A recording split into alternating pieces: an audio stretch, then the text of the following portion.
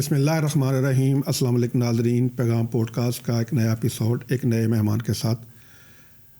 آپ جانتے ہیں کہ رمضان المبارک آیا ہی چاہتا ہے، اور آج ہمارے ساتھ جو شخصیت موجود ہیں یہ رمضان المبارک کے حوالے سے بات کرنے کے لیے، وہ ماشاءاللہ ایک دینی اسکالر ہیں۔ زندگی کا ایک بڑا حصہ جو ہے وہ آپ نے تعلیم و تدریس میں گزارا۔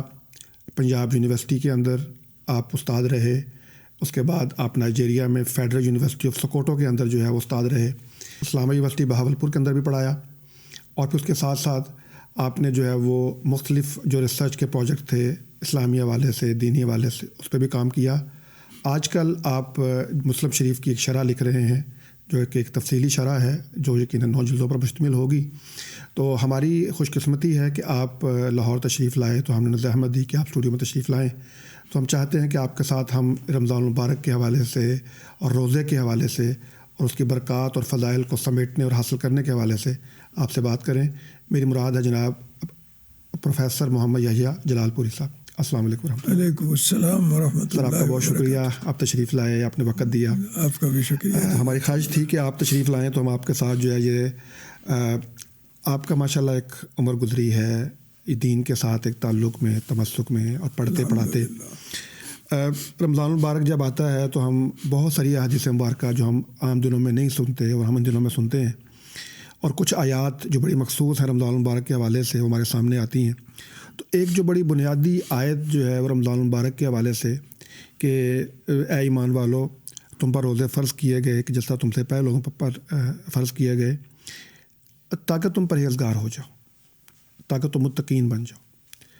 تو میں یہ چاہوں گا کہ ہم آغاز بات سے کریں کہ یہ جو تقوی کا حصول ہے یہ رمضان المبارک میں کیسے ہو سکتا ہے؟ بسم اللہ الرحمن الرحیم۔ رمضان المبارک تو تقوی کی تربیت کا مہینہ ہے۔ تقوی اصل میں کیا ہے کہ ہر کام اللہ تبارک و تعالیٰ کے حکم کے مطابق کیا جائے اور اللہ کے احکام میں سے کسی حکم کی بھی خلاف ورزی بالکل نہ کی جائے، یہی تقوی ہے۔ تو رمضان المبارک میں تو تربیت ہوتی ہے اسی بات کی، حتیٰ کہ اللہ کا حکم آ جاتا ہے کہ یہ جائز کام جو تمہیں یہ جائز ہے ساری زندگی، رمضان میں فلاں اوقات میں یہ نہیں کرنے۔ مثال کے طور پہ حلال کھانا جو بھی آپ کو پسند ہو آپ کھا سکتے ہیں، دن کو بھی کھا سکتے ہیں، لیکن رمضان میں پہلی بات یہی ہوتی ہے کہ فمن شہد منکم الشہر فلیصم، تو روزہ سب سے پہلی بات ہے۔ رمضان میں تو سب سے بڑا عمل جو ہے وہ روزے کا روزہ ہی ہے۔ تو اس میں آپ عملی طور پہ یہ ثابت کرتے ہیں کہ میں وہ کام بھی جو اللہ تبارک و تعالیٰ نے جن کی اجازت دے رکھی ہے، اب آ کے اگر اللہ تبارک و تعالیٰ نے کوئی پابندی لگائی ہے تو میں نہیں وہی کروں گا جو اللہ کا حکم ہے، اس کی بالکل مخالفت نہیں کروں گا۔ وہ حلال کھانا صحیح صاف ستھرا، اس کو کھانے میں کوئی حرج نہیں ہے، لیکن اللہ تبارک و تعالیٰ نے اس مہینے کی تربیت کے لیے یہ فرمایا کہ فلاں سحری کے وقت سے لے کے اور مغرب تک تم نہ کھا سکتے ہو نہ پی سکتے ہو۔ تو مسلمان الحمدللہ اکثریت، عام مسلمان بھی اکثریت جو ہے وہ اس چیز کی طرف آ جاتے ہیں اور صبح سحری کرتے ہیں اور اس کے بعد شام تک نہ کچھ کھاتے ہیں نہ پیتے ہیں، اور یہ ان کی طرف سے عملی مظاہرہ ہوتا ہے اس بات کا کہ ہم اللہ پہ ایمان رکھتے ہیں، اللہ کے حکموں کے پابند ہیں، اور حتیٰ کہ وہ جو اجازت ہے جن چیزوں کی عام دنوں میں، اب آ کے اللہ تبارک و تعالیٰ نے اگر اس کو روک دیا ہے تو ہم بھی روک گئے۔ یعنی وہ عملی طور پہ بھی شہادت ہے۔ ایک تو زبان سے ہم شہادت دیتے ہیں کہ ہمارا ایمان ہے اللہ پہ، یہ عملی طور پہ بھی شہادت ہے کہ وہ چیزیں جن کی عام حالات میں اجازت ہے، اب جہاں آ کے کسی خاص وقت کے لیے کہا گیا ہے تو اتنا لمبا وقت بھی ہو۔ ایک عام آدمی سوچے اگر مسلمان نہ ہو جو، تو وہ تو کہے گا کہ یار سارا دن بھوکا رہنا اور پیاسا رہنا یہ تو بڑی تکلیف کی بات ہے، لیکن اللہ کا شکر ہے کہ مسلمان عمومی عام طور پہ جو لوگ ہیں وہ جب رمضان آتا ہے تو آگے پیچھے وہ 3 وقت کھاتے ہوں، لیکن اب سارا دن وہ کچھ نہیں کھاتے، کچھ نہیں پیتے، چاہے گرمیوں کی شدت ہو، پینا بھی نہیں، اور تو وہ اس کی پابندی کرتے ہیں۔ تو گویا وہ اللہ کے سامنے عملی ثبوت بھی پیش کر رہے ہیں کہ ہم تیرے ماننے والے ہیں، تیرے حکم کے پابند ہیں۔ تو یہ جو ہے وہ تربیت کا ہی مہینہ ہے۔ تو اس سے ہمیں تربیت مل جاتی ہے اس بات کی کہ معمولات بھی ہوں چاہے، اللہ کا حکم اگر آ گیا ہے تو معمولات بھی ترک کر دیں، ختم کر دینے ہیں، اور جو عام حالات میں حلال ہیں چیزیں جو کر سکتے ہیں، اب اگر آ گیا ہے کہ نہیں تو بس نہیں. تو یہ ایک عملی شہادت ہے اور اس میں تربیت بھی ہے.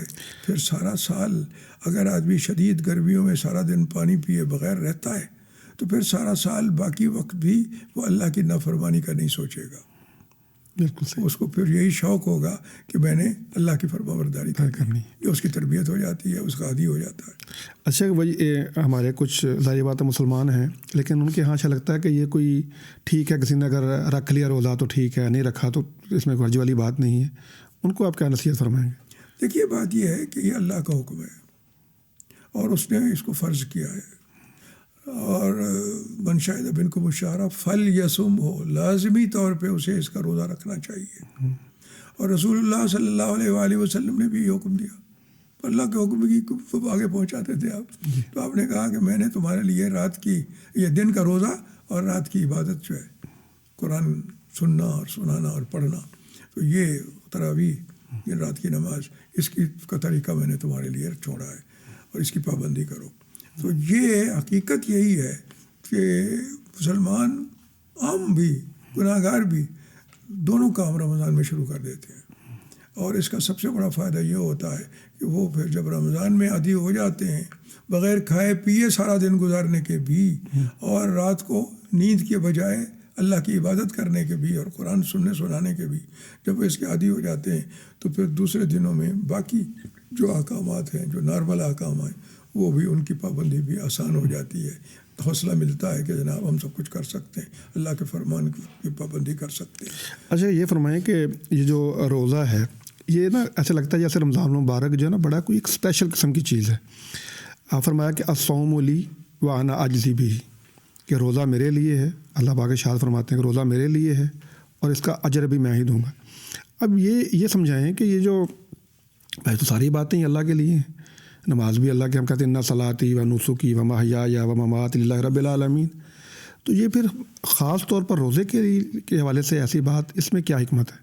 اس کی حکمت یہ ہے کہ یہ تھوڑا سا وہ جو ہے نا نماز اور باقی جو ہیں عبادات وغیرہ، ان میں وہ مشکلات نہیں ہیں. روزہ رکھنے میں تو ہے نا، گرمی ہوگی تو پیاسا رہے سارا دن، آدمی سارا دن بھوکا رہے، سردیوں میں بھی بھوکا رہنا سارا دن یہ مشکل ہے. تو اللہ تبارک و تعالیٰ نے یہ ہمیں آزمایا ہے، اللہ کے رسول صلی اللہ علیہ وسلم کی امت کو، کہ وہ چیزیں جو عام حالات میں بالکل جائز ہے، میرا حکم ہو تو تم چھوڑ سکتے ہو یا نہیں چھوڑ سکتے. تو یہ اللہ کے حکم سے ہم کھانا، ویسے تو عادت ہے ہماری، کھاتے ہیں اور ضرورت ہوتی ہے اس کی، اور کھانے کے بغیر دن نہیں گزارتا انسان عموماً. لیکن اللہ کا حکم آ گیا تو ہم نے چھوڑ دیا، کھانا بھی چھوڑ دیا اور پینا بھی چھوڑ دیا. تو یہ کس کے لیے کیا؟ اللہ کے حکم کی وجہ سے کیا. عام آدمی اگر سوچے غیر مسلم تو وہ کہے گا کہ یار تو کا بڑا مشکل عمل ہے. اور غیر مسلم بہت سارے یہ کہتے بھی ہیں کہ یار سارا دن تم نہ کھاتے ہو نہ پیتے ہو، یہ کیسے گزارا ہوتا ہے تمہارا. لیکن ہمارا عام مسلمان جو ہے بالکل وہ بھی یہی کام کرتا ہے. عام دنوں میں بہت زیادہ، رمضان کے علاوہ بہت زیادہ نیکی کے عمل نہ بھی کرتا ہو، لیکن رمضان میں وہ مستعد ہو جاتا ہے اور کرتا ہے. تو اس لیے یہ اللہ تبارک و تعالیٰ کی مدد بھی ہے اس میں. وہ توفیق عطا کرتا ہے، اسی کی توفیق سے اچھے کام ہوتے ہیں اور اسی کی توفیق سے برائی سے بچتا ہے انسان. یہ جو ہے کہ اس کا اجر بھی میں دوں گا اور بدلہ بھی میں دوں گا، وہ کیا یعنی کوئی خاص چیز؟ اس کا مطلب یہ ہے کہ میرے حکم سے تم کھانا پینا چھوڑ دیتے ہو، یہ سارے کام کرتے ہو، رات کے آرام چھوڑ دیتے ہو، تو اس کا اجر میں دوں گا. اس کا مطلب یہ ہوا کہ پھر وہ جیسے تم نے اپنے بساط پر کام کیا ہے، میں پھر اپنی شان کے مطابق اجر دوں گا. ماشاء اللہ. اللہ تعالیٰ ہمیں سب کو بھی رمضان کا بہترین بدلہ عطا فرمائے. ساری بات ہماری باتیں کیا اور ہمارے روزے کیا، لیکن یہ ہے کہ اللہ تعالیٰ اپنی شان سے یقیناً چاہیں گے تو اس کو قبول فرما کے. مغفرت کی دعا ہے استغفار کی جی. تو اس میں بھی یہ دیکھیں نا، یہ ہے کہ اللہم انی ظلمت نفسی ظلما کثیرا ولا یغفر الذنوب الا انت فاغفر لی مغفرۃ من عندک وارحمنی، کہ وہ مجھے بخش دے، اپنی طرف سے بخشش دے دے. جب وہ اللہ کی عطا کردہ بخش اس کی شایان نشان ہوگی، سارے گناہ ختم ہو جائیں گے. اللہ تو جو اجر وہ دے گا کہ میں دوں گا، تو وہ اس کی شایان نشان ہوگا. وہ کتنا زیادہ ہوگا؟ جی. تو اتنا زیادہ ہوگا کہ بھائی رمضان میں باب الریان کھل جائے گا. سارے دروازے وہ کہیں گے کہ بھی ادھر سے داخل ہو جاؤ، لیکن باب الریان کی طرف سے داخل ہوں گے سارے. اور جو ایک دفعہ وہاں سے داخل ہو گیا اس نے تو کبھی محسوس بھی نہیں کرنا کہ وہ پیاس کیا ہوتی ہے. اللہ اکبر.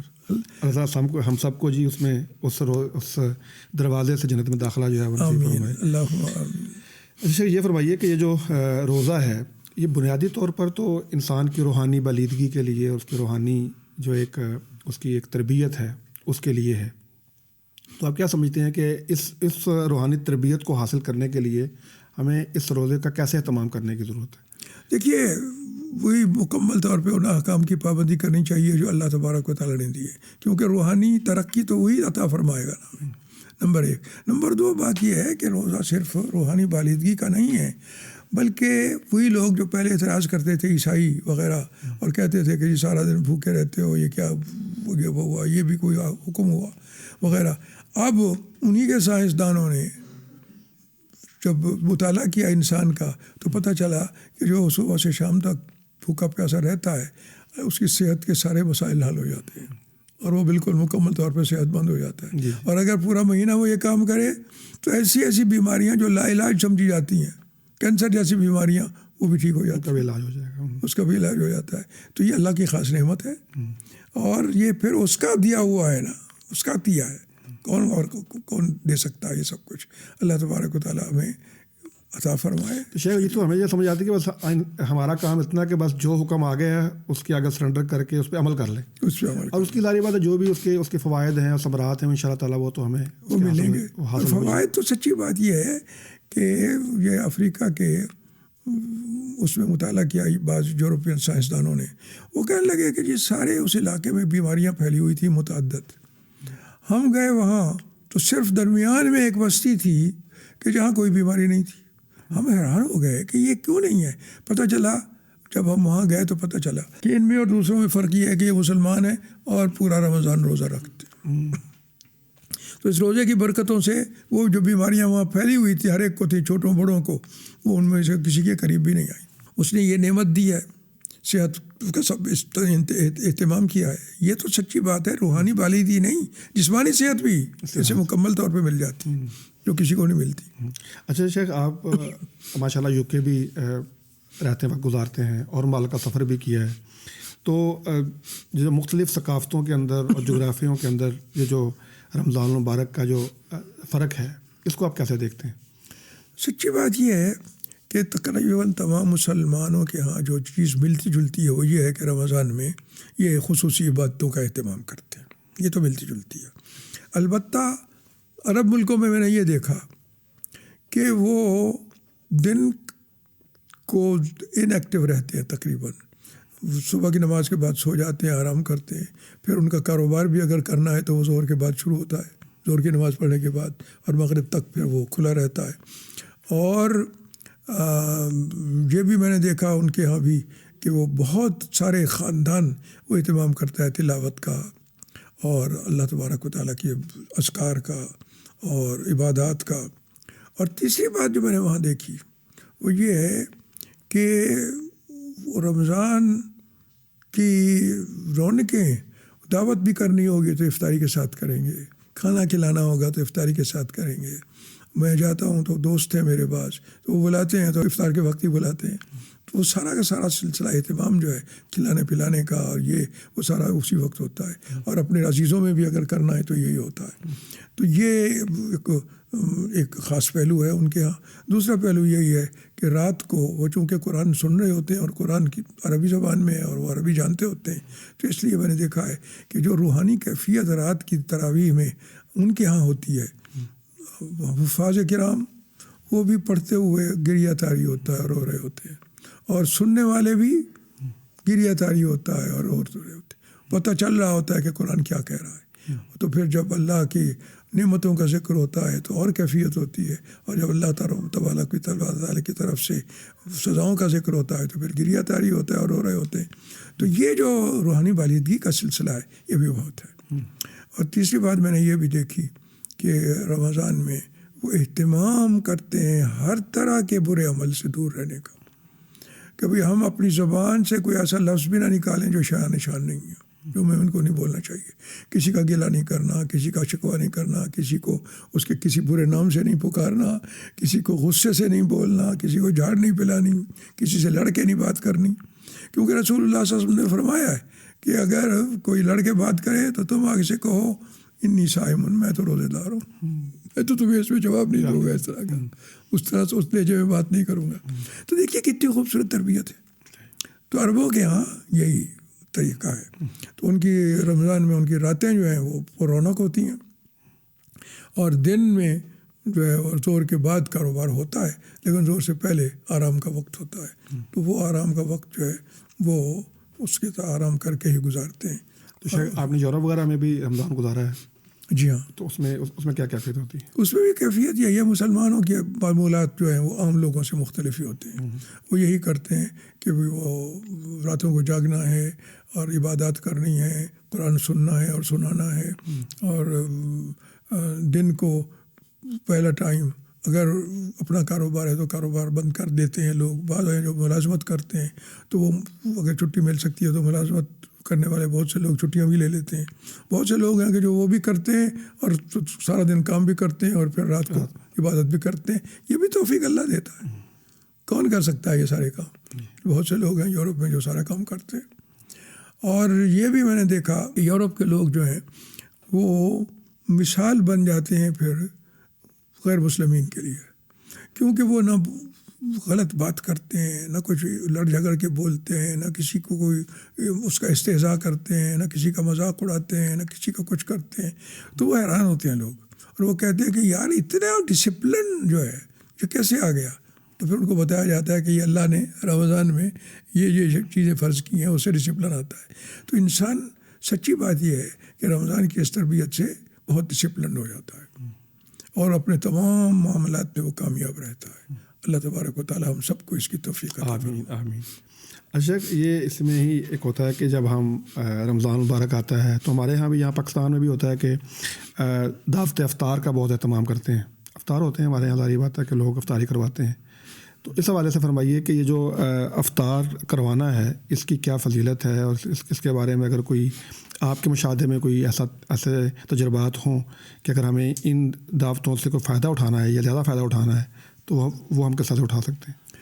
اصل میں اجر تو بہت بڑا ہے. یہ فرمایا گیا کہ بھی جو کسی کا کوئی افطار کروائے گا تو جتنا روزہ رکھنے والے کا ثواب ہے اتنا ہی اس کا بھی ہوگا، اور افطار کروانے والے کے ثواب میں یا روزہ رکھنے والے کے ثواب میں کوئی کمی نہیں ہوگی.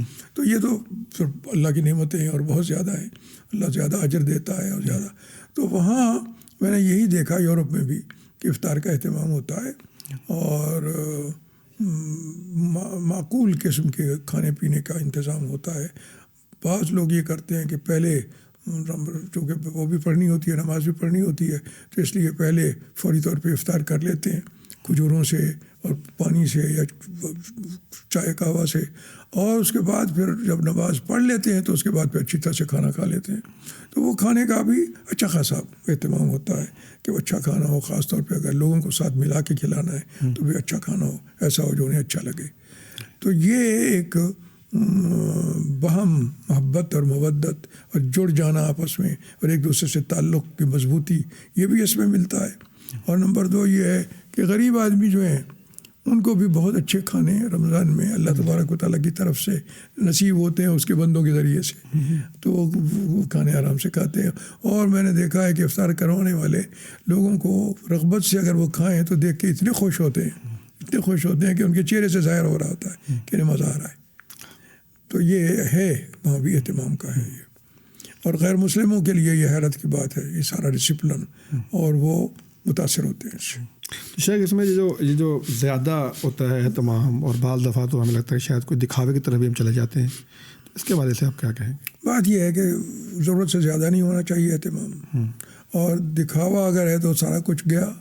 وہ تو پھر اللہ کا حکم یہی ہے کہ اگر لوگوں کے دکھاوے کے لیے کیا ہے تو پھر انہیں سے جاؤ اجر مانگو. میرے لیے تو نہیں کیا تھا کہ مجھ سے اجر مانگو. تو سچی بات یہ ہے کہ میں نے دیکھا ہے عام مسلمان پرہیز کرتے ہیں دکھاوے سے.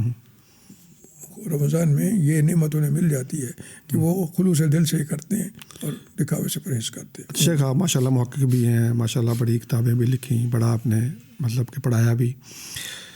رسول اقدس صلی اللہ علیہ وآلہ وسلم کا کوئی ایسا عمل جو آپ سمجھتے ہوں کہ آج ہمارے معاشرے میں نہیں ہے اور ہونا چاہیے تھا، کوئی ایسی چیز آپ کے مشاہدے میں یا علم میں ہے؟ دیکھیے، روزوں کے حوالے سے تو دو کام ہیں جو کرنے چاہیے. ایک تو یہ ہے کہ رسول اللہ صلی اللہ علیہ وسلم سوموار کو اور جمعرات کو روزے رکھتے تھے ہر ہفتے، اور فرماتے ایسے یہی تھے کہ ان دونوں دنوں میں اعمال پیش ہوتے ہیں اللہ کے سامنے پورے پچھلے دنوں کے. تو میں یہ چاہتا ہوں کہ جب میرا عمل پیش ہو تو میں روزے دار. تو اللہ تبارک و تعالیٰ کو روزے رکھنے والے پہ تو پیار بہت آتا ہے نا، تو ظاہر ہے کہ پھر وہ عمل بھی قبول ہوتے ہیں اور اجر بھی بہت زیادہ ملتا ہے. رسول اللہ صلی اللہ علیہ وسلم کا یہ فرمانا جو ہے. پھر ایام 20 کے بھی آپ روزے رکھتے تھے، 13، 14، 15 جو ہے اس کے چاند کی، اس کے بھی روزے رکھتے تھے.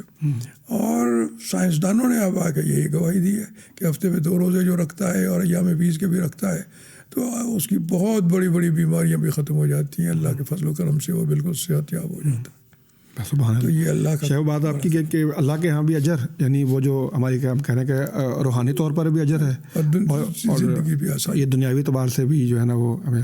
شاید مجھے ایک اور بات بھی سمجھ میں آ رہی ہے کہ جب آپ یہ سوچ کے روزہ رکھتے ہیں سوموار کا جمعرات کا کہ نامہ اعمال پیش ہوتے ہیں، تو ایک اللہ تعالیٰ کے ساتھ ایک تعلق بھی تو اس طرح کا بنتا ہے نا کہ جی میرے اعمال پیش ہو رہے ہیں. اب یہ عقیدہ بھی ہے، ایمان بھی ہے، اور پھر وہ جو ہے نا وہ ہمیں اس بات کا احساس بھی ہے کہ پھر باقی ایام میں بھی پتہ ہوگا کہ میرا عمل پیش ہونے ہیں تو پھر احتیاط کرتے ہیں. تقویٰ تو آتا ہے، تقویٰ تو آتا ہے. لعلکم تتقون تو ہے نا روزے کے ساتھ. اس کا مقصد تو یہی ہے کہ وہ تقویٰ حاصل ہو.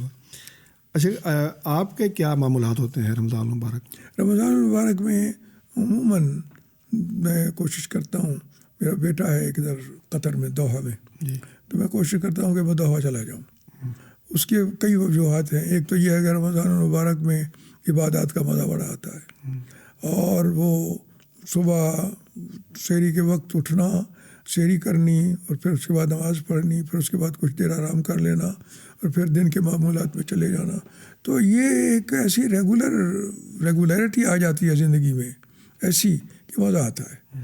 اور پھر جس طرح سے وہ رات کو نماز میں ان پر کیفیت روحانی طاری ہوتی ہے، پڑھنے والوں پہ بھی اور سننے والوں پہ بھی. میں نے ایک مسجد ہے جہاں کے ارد گرد رولنگ فیملی کے بہت زیادہ مکانات، تو وہاں مسجد میں جاتا ہوں، قریب ہے جہاں میرا بیٹا رہتا ہے اس کی، تو وہاں لے جاتا ہے مجھے.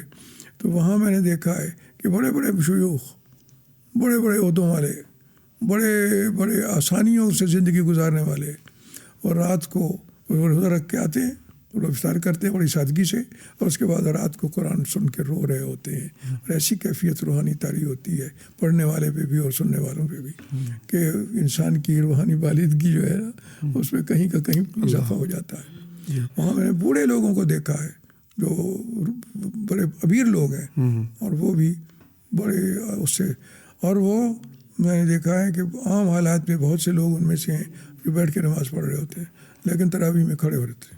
سبحان اللہ. کہ بھئی اجر پورا ملے، پورا ملے. تو یہ ہمت بھی بڑھ جاتی ہے، جی، عبادت کی ہمت بھی بڑھ جاتی ہے. اور میں نے وہاں یہ بھی دیکھا ہے کہ جو پاکستانی وغیرہ ہیں، مثلا ایک مسجد میں جاتا ہوں تو وہاں پاکستان کے بلوچ بہت ہیں. اس کی وجہ یہ ہے کہ ان کے جو شاہی گارڈ ہے نا دوحہ کا، قطر کا، تو اس میں انہوں نے بلوچوں کو بھرتی کیا ہوا ہے زیادہ پاکستان سے. تو ان کو میں نے دیکھا ہے کہ وہ بھی اتنے ہی عبادت گزار ہیں، اور وہی کیفیت روحانی ان کی ہوتی ہے جو وہاں کے لوگوں کی ہوتی ہے. اور قرآن سمجھ رہے ہوتے ہیں، بہت عرصے سے چھوئے رہتے ہیں تو عربی آ جاتی ہے، تو وہ قرآن سمجھ رہے ہوتے ہیں، اور ان پہ بھی گریہ طاری ہوتا ہے. اور یہ بھی میں نے دیکھا کہ وہ پاکستان سے نیا بندہ آئے تو فوراً پتہ کرتے ہیں آپ کہاں سے آئے، کب آئے، کب تک ہیں، ہمارے پاس افطار کریں اور یہ کریں اور وہ کریں. یہ بھی جو محبت و مودت ہے اور یگانگت ہے اس میں اضافہ ہو جاتا ہے. میں نے یہ بلوچوں میں دیکھا، اور وہ سارے کے سارے وہ جو شاہی گارڈ ہے اس کا حصہ ہے. اچھا، یہ فرمائیے کہ اب جیسے آپ فرما رہے ہیں کہ چونکہ ان کو عربی آتی ہے، سمجھ آتی ہے، وہ دل کی کیفیت بھی طاری ہوتی ہے، اور پھر آپ کہہ لیں گریہ بھی ہوتا ہے، آنکھوں سے آنسو بھی جاری ہوتے ہیں. اچھا، اس کا مطلب یہ ہوا کہ ہمیں بھی یہاں پہ جو ہم لوگ پاکستانی ہیں، ہماری زبان اردو ہے، ہمیں بھی اس کو عربی سیکھنے کا یا قرآن پاک کی عربی سیکھنے کا اہتمام کرنا چاہیے تاکہ ہمیں بھی وہ کیفیت حاصل ہو سکے. سچی بات یہی ہے کہ قرآن کو پڑھنے اور سننے کا مزہ ہی تب ہے جب بات سمجھ میں آئے اور براہ راست سمجھ میں آئے. قرآن کی اپنی زبان، ترجمہ ہم پڑھتے ہیں وہ تو کسی اور نے کیا ہوتا ہے نا، لیکن خود کو اللہ تبارک و تعالیٰ کے الفاظ اپنے جو ہیں ان میں جو لذت ہے ان کے سننے میں اور ان کو پڑھنے میں، تو وہ لذت تو اس کا تو کوئی حساب ہی نہیں ہے. اور میں نے دیکھا وہاں کے عام لوگ بظاہر مجھے یقین نہیں آتا کہ یہ ان کو عربی سمجھ میں آ رہی ہے. ان کی بھی کیفیت ایسی ہوتی ہے روحانی، گریہ طاری ہوتا ہے، رو رہے ہوتے ہیں اور بہت زیادہ نورانیت ہوتی ہے چہرے پہ. تو یہ اللہ تبارک و تعالیٰ کا کلام ہے. ہم تو دیکھیے جو مفتی صاحبان ہیں اب ان سے کہتے ہیں کہ دیکھیں آپ جب فتویٰ دیتے ہیں اور کسی بھی امام، اور سارے امام بہت بڑی ہستیاں ہیں، کوئی شک نہیں اس میں، ان کے فتوے دہراتے ہیں، بتاتے ہیں، جواب دیتے ہیں، تو وہ کس کے لفظ ہوتے ہیں؟ انہیں امام صاحب کے. وہ جتنے بھی نیک ہوں، رسول اللہ صلی اللہ علیہ وسلم کے اپنے لفظوں کو اگر سنایا جائے کسی کو تو سمجھانا جو ہے وہ تو آپ پہ بس ہے نا، آپ سے زیادہ بہتر تو کوئی نہیں سمجھا سکتا. تو اس لیے ان لفظوں کے ذریعے سے جو سمجھ میں آتی ہے بات اور جس طرح دل میں بیٹھتی ہے، وہ بڑے سے بڑے نیک آدمی کے بھی دوسرے جو اس کے اپنے لفظ ہیں، اس کے اجتہادی یا اس کے فتوے، ان سے نہیں ہو سکتی. تو اس لیے میں سمجھتا ہوں کہ یہ جو ہے نا قرآن کو براہ راست سمجھنا اور رسول اللہ صلی اللہ علیہ وسلم کی حدیث کو براہ راست سمجھنا، یہ بھی ایک بہت بڑی نعمت ہے جو اللہ تعالیٰ عطا سکتا ہے. اور اس میں لذتوں کی کوئی حد نہیں ہوتی. اللہ کے رسول صلی اللہ علیہ وسلم کے الفاظ سن کے دل میں بیٹھ جاتی ہے بات پوری کی پوری، اور قرآن سن کے بالکل وہی کیفیت طاری ہو جاتی ہے کہ اللہ کی بات سن رہا ہوں اور اللہ نے یہ فرمایا، اور وہ سمجھ میں بھی آتی ہے. اچھا، ماشاء اللہ آپ ایک ادارہ ہے ہمارے ہاں حقوق الناس فاؤنڈیشن، اس کے بھی ماشاء اللہ آپ سرپرست ہیں، جو کہ نو مسلم جو لوگ نیا نیا اسلام قبول کرتے ہیں اور داخل ہوتے ہیں اسلام کے اندر، تو اگر کوئی نو مسلم آج پہلی مرتبہ یہ روزہ رکھ رہا ہو رمضان مبارک کا، تو اس کو آپ کیا نصیحت فرمائیں گے؟ دیکھیے، میں اس کو یہ کہوں گا کہ انشاءاللہ تو روزہ رکھا ہے اگر، تو ایک تو یہ ہے کہ تمہیں لطف آئے گا، خود پہلے دن سے ہی آئے گا، اور اس پہ پابندی کرنے کا نتیجہ یہ ہوگا کہ ایمان میں انتہائی مضبوطی آ جائے گی. اور تیسری بات یہ ہے کہ اللہ اس کا جو اجر دے گا وہ کوئی انسان اس کا سوچ بھی نہیں سکتا. میں نے دیکھا ہے کہ بالکل نئے جو مسلمان ہیں وہ شوق سے روزے رکھتے ہیں، اور بالکل کوئی شکوہ شکایت ان کی زبان پہ نہیں ہوتا کہ میں بھوک لگی تھی اور میں یہ تھا وہ تھا. اور وہ حقوق الناس فاؤنڈیشن میں تو بعض اوقات اجتماع کرتے ہیں وہ رمضان میں، خاص طور پہ کہ جو مستحقین ہیں نئے مسلمانوں میں سے، ان کو بلایا جائے، ان کا کھانے وانے کا اہتمام کیا جائے. تو وہ آتے ہیں، اور میں نے دیکھا ہے کہ عورتیں اور بچے روزے رکھ کے ہوتے ہیں، بچے بھی چھوٹے جو ہیں وہ روزے رکھے ہوتے ہیں، اور وہ اتنے خوش ہوتے ہیں روزے کی وجہ سے جس کی حد نہیں. تو یہ سچی بات ہے کہ یہ لذتوں کا عالم ہے، دنیا ہے پوری.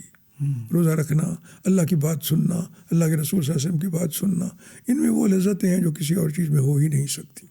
تو میں نے نو مسلموں کو بھی دیکھا ہے کہ پابندی کرتے ہیں، بلکہ خواتین اور چھوٹے بچے بھی افطار روزہ رکھے ہوئے ہوتے ہیں. اچھا، ہمارے یہاں کچھ کوتاہیاں ہو جاتی ہیں جب ہم خاص طور پر رمضان کے آخری دن شروع ہوتے ہیں، تو عید کی تیاریاں ہمارے یہاں بہت ہونا شروع ہو جاتی ہیں. ظاہر بات ہے ہمارے عید کی فیسٹیوٹی، تو اس کے اندر جو ہے نا وہ ہم اکثر جو ہے نا جو وہ رمضان کی جو ایک روحانیت، خاص طور پر جو آخری عشرے کی جو برکات ہوتی ہیں، اس سے بعض دفعہ نا ہماری آنکھیں ہٹ جاتی ہیں. اس تو ہم چاہ رہے تھے کہ یہ آغاز ہو رہا ہے تو ہم کچھ ان کو نا پہلے سے کوئی یاد دہانی کروا دیں. تو اس کا طریقہ یہی ہے، میں آپ کو عرض کروں کہ عید کی خریداری جو ہے نا، لباس وغیرہ یہ وہ رمضان سے پہلے کر کے رکھ لیا کریں. جب رمضان آئے تو آخری عشرے میں تو خوب لطف اٹھائیں آپ اپنی عبادتوں کا اور لذتوں کا. اور دوسری بات یہ ہے کہ بہت زیادہ اہتمام جو ہے نا اس کی ضرورت بھی نہیں ہے. آپ نے ایک جوڑا بنوا لیا، عید کے دن پہن لیا، کافی ہے. اس سے زیادہ کا اہتمام کرنے کی ضرورت ہی نہیں ہے. خواتین جو ہے وہ تھوڑا سا سنگار ونگار کرتی ہیں تو عید کی رات کو زیادہ کرتی ہیں. باہر بھی میں نے یہ دیکھا ہے کہ وہ عید کی رات کو زیادہ کرتی ہیں. اس وقت وہ تراویح تو ختم ہو چکا ہوتا ہے، شوال کا چاند نظر آتا ہے تو تراویح کا سلسلہ تو ختم ہو چکا ہوتا ہے، تو اس دن رات کو وہ کرتی ہیں. اور بہت ساری خواتین میں نے دیکھا ہے کہ شاپنگ بھی اسی وقت کرتی ہیں. یہ ہمارے یہاں بھی دستور ہے، ہمارے یہاں بھی یہی ہوتا ہے. اور وہ جو اہتمام ہوتا ہے اس وقت تھوڑا سا عید کے لیے وہ بھی کوئی زیادہ فضول خرچی پہ مبنی نہیں ہوتا، بہت اچھے طریقے سے معقول طریقے سے وہ اہتمام ہوتا ہے اور بہت اچھا لگتا ہے۔ اور میں نے دیکھا ہے کہ خواتین جب اہتمام کرتی ہیں عید کا تو ان کے گھر والے خصوصاً ان کے خامد بہت اچھا سمجھتے ہیں اس کو اور بہت اچھا لگتا ہے، تو ان کی خوشیاں دوبالا ہو جاتی ہیں۔ تو میں سمجھتا ہوں کہ رات جو ہے شوال کی پہلی رات، اس میں اس طرح کا اہتمام کرنے میں کوئی حرج نہیں۔ وہ جو کہتے ہیں کہ یہ کیا کہتے ہیں لعنت الجائزہ ہوتی ہے، اس کو جو ہے نا اس دن تو اعمال کو دوبارہ سے ہمیں ری تھنک کرنا چاہیے کہ میں نے کیا کھویا کیا پایا۔ نہیں، یہ ری تھنک تو سارا رمضان بھی بار بار سوچتا رہنا چاہیے انسان کو، اور اس دن بھی اگر کوئی غور و خوض کرے تو کوئی حرج نہیں، علماء اچھی نیت سے یہ بات کرتے ہیں۔ لیکن اگر فرض کیا کوئی اس دن اس رات کو عید کی تیاری کرتا ہے تو عید کی خوشی منانا جو ہے یہ اللہ کو بھی پسند ہے، عید کی خوشی جو ہے نا، اور وہ عید مسلمانوں کی جو ہے اس میں یہ تھوڑا سا اہتمام ان چیزوں کا ہوتا ہے۔ اصل عید جو ہوتی ہے وہ تو پھر سے عبادت ہوتی ہے اور تکبیرات زیادہ ہوتی ہیں، اللہ کی کبریائی بیان کرتا ہے، اس میں بڑا مزہ آتا ہے، اور پھر جو دو رکعتیں ہوتی ہیں اور وہ اس میں لطف آتا ہے بہت۔ یہ کوئی قوم نہیں ہے دنیا میں جو اپنے تہواروں کو یوں منائے جو مسلمانوں کو اللہ نے دیا ہے۔ اس دن بھی عبادت کرو اور اس دن بھی اللہ کے سامنے کھڑے ہو کے اس سے بات کرو اور اس سے مانگو اور اس کا قرآن سنو اور اس کو اپناؤ، تو یہ انعامات ہیں، ان سے بڑا انعام کوئی نہیں ہو سکتا۔ اور میں نے دیکھا ہے بہت جگہوں پہ کہ عید کے دن بڑے اس سے اہتمام سے عید پڑھنے جاتے ہیں، خواتین بھی جاتی ہیں، بچے بھی جاتے ہیں، مرد بھی جاتے ہیں، اور اس کے بعد عید پڑھنے کے بعد میں نے دیکھا کہ خطبہ بھی آخر تک بیٹھ کے سنتے ہیں بہت اکثر لوگ۔ جلدی اٹھنے والے ہوتے ہیں تھوڑے سے، لیکن وہ بعد میں نادم ہوتے ہیں کہ ہم نے کیا کیا۔ تو وہ خطبے میں پھر وہ ساری خوبصورت باتیں ہوتی ہیں، اللہ اور اس کے رسول کا پیغام ہوتا ہے، اس سے بھی فائدہ ہوتا ہے اور اس میں خوشی بھی ہوتی ہے اور خوشخبریاں بھی ملتی ہیں ساتھ، خطبات بیان کرنے والوں کے اس زبان سے خوشخبریاں بھی ملتی ہیں کہ اللہ تبارک و تعالیٰ خوش ہو گیا، اور یہ شوق پھر پیدا ہوتا ہے کہ ہم نیک اعمال میں لگے رہیں، زندگی اسی طرح گزاریں جیسے اللہ کا حکم ہے، یہ شوق بھی پیدا ہوتا ہے۔ شیخ آپ کا بہت شکریہ، آپ تشریف لائے، وقت دیا، ہمارا پورا وقت جو مکمل ہوا۔ رمضان المبارک کے حوالے سے آپ نے بڑی ہماری رہنمائی فرمائی، اور ہم یہ سمجھتے ہیں کہ چونکہ یہ رمضان المبارک کا آغاز ہے تو انشاءاللہ ہم نے جتنی باتیں کی ہیں اللہ تعالیٰ سب سے پہلے ہمیں خود اس پہ عمل کرنے کی توفیق عطا فرمائے، اور پھر اس کے بعد جو سننے والے ہمارے ناظرین ہیں ان کو بھی اس سے جو ہے نا جو کما کو فائدہ جو ہے اٹھانے کی توفیق عطا فرمائے۔ ہمارے ساتھ آج موجود تھے پروفیسر محمد یحییٰ جلال پوری حافظہ اللہ، اور رمضان المبارک کے حوالے سے ہم نے ان سے بات کی کہ رمضان المبارک آیا چاہتا ہے اور اس کے اندر ہم اپنی زندگیوں کو، اپنے اعمال کو اس طرح سنواریں، اس طرح بنائیں کہ جس طرح اللہ ہم سے چاہتے ہیں، اور وہ جو رمضان کا مقصد ہے کہ ہم تقویٰ ہمیں حاصل ہو جائے، تو ہماری اللہ کریم سے یہ دعا ہے کہ میں بھی اور آپ بھی اور وہ سارے مسلمان جو ہمارا یہ پروگرام دیکھ رہے ہیں کہ اللہ تعالیٰ ہمارے اس رمضان کو ہمارے لیے اس تقوی کے حصول کا ذریعہ بنائے جو اللہ کے ہاں مقبول ہے اور اس کو پسند ہے۔ اس کے ساتھ ہی ہمارے آج کے پروگرام کو ختم ہوتا ہے، اجازت دیجیے، اللہ حافظ۔ میں صرف اتنا اضافہ کروں گا کہ اس تقوی کی توفیق عطا فرمائے اور پوری زندگی یہ نعمت ہمیں دے، آمین، اللہ آمین، جزاکم اللہ خیر۔